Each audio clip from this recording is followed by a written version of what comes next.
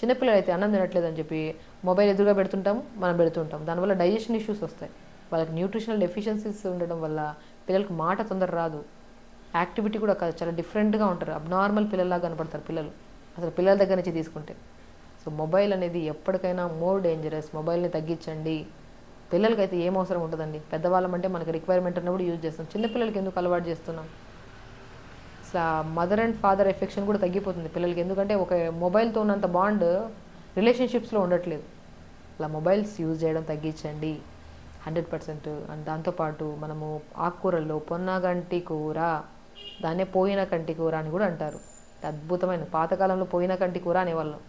ఆ పొనగంటి కూరని మనం రెగ్యులర్గా తెప్పించుకొని పప్పులో కానీ రసంలాగా కానీ చేసి పెట్టడము, లేదంటే పొనగంటి కూరని ఉడకబెట్టి ఆ రసం వస్తే ఆ నీళ్ళు వస్తాయి కదా, ఆ నీళ్ళు ఇడ్లీ బ్యాటర్లో కలుపుకొని గ్రీన్ ఇడ్లీస్ పెట్టండి.